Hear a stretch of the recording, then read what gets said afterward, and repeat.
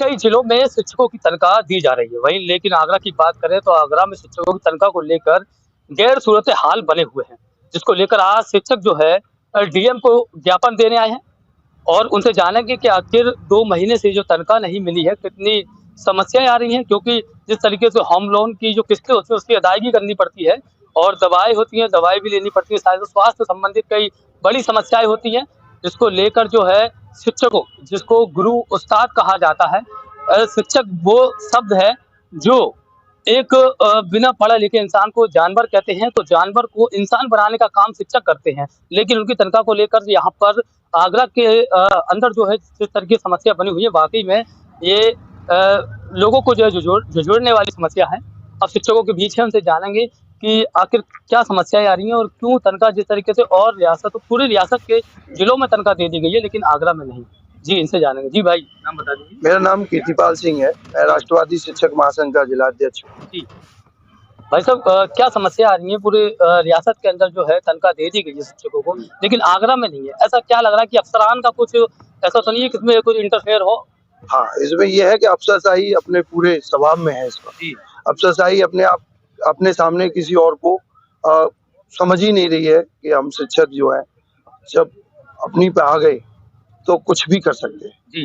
क्योंकि हमारे हाथ में ही इस समाज को बनाना और बिगाड़ना जी। हमारे हाथ में आता है। जी। तो इस चीज को लेके हम लोग बड़े परेशान हैं। 2 महीने से हमारी तनख्वाह नहीं आ रही है, उसी को लेके हमारे एडीएम साहब को अभी मिले हैं और उन्होंने बीएसए साहब को फोन भी किया था। तो बीएसए साहब ने शाम तक सैलरी देने के लिए आश्वासन दिया है, जो कि वो हमें कई दिन से दे रहे हैं। जी। तो आगे की क्या रणनीति रहेगी अगर इसके अलावा भी तुमको तनख्वाह नहीं मिलती? अगर तनख्वाह हम लोगों की आज नहीं आई तो सोमवार को हम लोग बीएसए ऑफिस का घेराव करेंगे। बहुत बड़ी संख्या में सारे शिक्षक इस वक्त परेशान हैं और सब लोग मिलकर बीएसए साहब को जब तक घेरे रखेंगे जब तक हमारी तनख्वाह रिलीज नहीं कर दी जाएगी। जी, देख सकते हैं तनख्वाह को लेकर काफी दिक्कतों का सामना शिक्षकों को करना पड़ रहा है। साथ ही साथ और भी इनसे क्या दिक्कतें आ रही हैं? 2 महीने से आपको तनख्वाह नहीं मिली है, तो किस तरीके से आप मैनेज कर रहे हैं? देखिए, शिक्षकों का केवल एकमात्र आधार होता है उनका जीवन यापन का, उनका वेतन। यदि वेतन समय पर नहीं मिले तो विभिन्न प्रकार की समस्याएं, बच्चों की फीस, पढ़ाई और अन्य बीमारी, इस समय शीतकाल भयंकर है, बीमारी, हाउसिंग लोन, अन्य प्रकार के कर्जे वो सभी चुकाने होते हैं। यदि वेतन नहीं मिलता तो पूरी दिनचर्या, पूरे महीने का उनका जो बैलेंस है वो सब गड़बड़ा जाता है।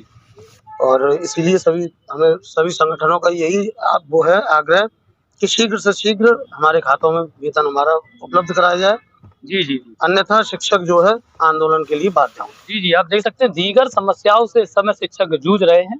और जी, भाई साहब किस तरीके की समस्याएँ हैं और आगे की क्या रणनीति रहेगी अगर आपको जो है वेतन नहीं मिलता है? सर, वेतन नहीं मिलेगा तो शिक्षक एक अधिकारियों के चक्कर लगा के थक जाते हैं और काम जो भी हैं सारे रुक रहे हैं। जी। और परेशान शिक्षक भाई बहन वगैरह सभी लोग हैं। और ये काम तो पहले अधिकारी को सोचना चाहिए कि सारा काम छोड़ के पहले शिक्षकों का, बच्चों को जो पढ़ा रहा है, जो अपनी समाज को आगे बढ़ा रहा है, उसी का अगर वेतन नहीं मिलेगा तो उसका वो कहाँ जाएगा? जी, बड़ी समस्या है। आप देख सकते हो शिक्षक काफी परेशान है और भी हैं, इनसे भी जानेंगे। जी भाई, जी, चलिए भाई इनसे पूछ लेते हैं, भाई साहब से इनसे पूछ लेते हैं।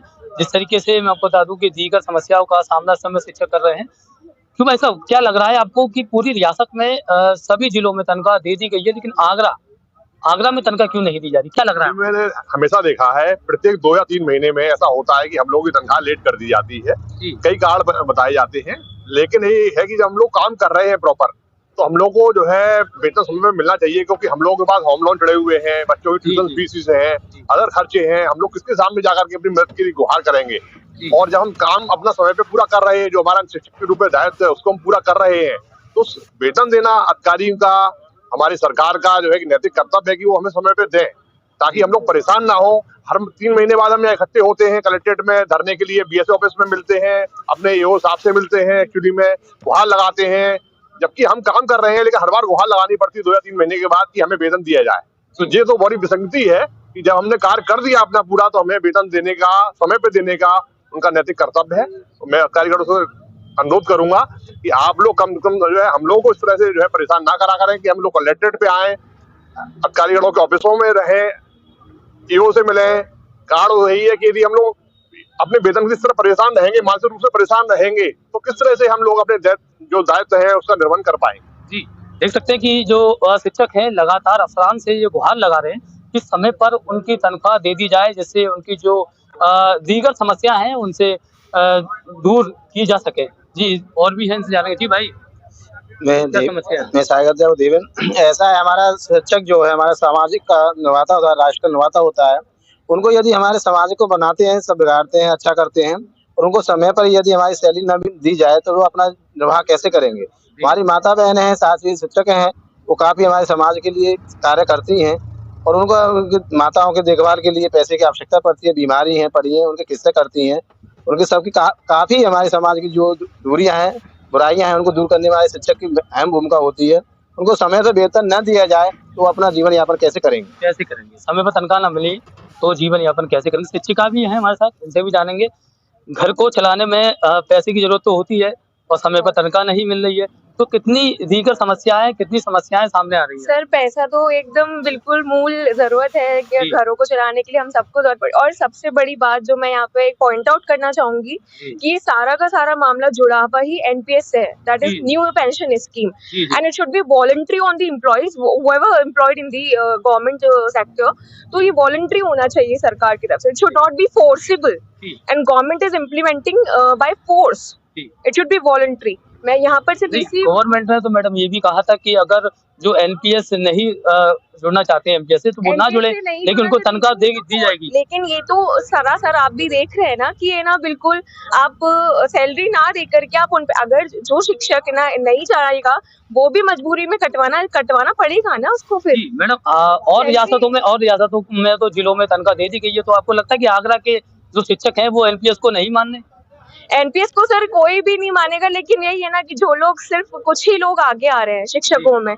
एनपीएस तो कोई कटवाना नहीं चाहेगा अपनी स्वेच्छा से, बिकॉज क्योंकि ये तो कोई फायदा है ही नहीं, इस एनपीएस का बिल्कुल भी फायदा नहीं है आगे जाके। आप पेंशन बंद कर दी है सरकार ने, तो उसके लिए एनपीएस को लागू किया है। एनपीएस इसका कोई एक बोलते हैं ऑप्शनल बिल्कुल भी नहीं है जी, क्योंकि तो आप एनपीएस का विरोध करते हैं? एनपीएस का मैं पूरी तरह से विरोध करती हूँ, क्योंकि आप अगर ओल्ड पेंशन स्कीम नहीं दे रहे पुरानी वाली, तो आप न्यू एनपीएस भी मत करिए। और सारा मुद्दा ही एनपीएस से जुड़ा हुआ है। सरकार आपके पैसे को शेयर मार्केट में लगा देगी। शेयर मार्केट में लगाएगी, उसके बाद क्या गारंटी है कि हम कितना नीचे गिर गए तो हमें तो कुछ नहीं मिलेगा। हमारे तो इससे अच्छी तो सेविंग हम खुद ही कर लेंगे, अपनी जो सैलरी आती है उसमें से सेव करके हम खुद कर सकते हैं ना। जी जी बिल्कुल। तो इतना नहीं होगा ना। और ये तो सरकार का एक दबाव बना रही है सैलरी ना दे करके, क्योंकि सैलरी हमारी बेसिक रिक्वायरमेंट है, तो हमें सब चीज फुलफिल करने के लिए, चाहे वो हेल्थ हो, चाहे होम लोन हो, चाहे बच्चों की पढ़ाई हो, कुछ भी हो, सैलरी ना दे करके वो उनका सिर्फ एक स्ट्रेटेजी है कि सैलरी नहीं देंगे तो शिक्षक मजबूर होकर के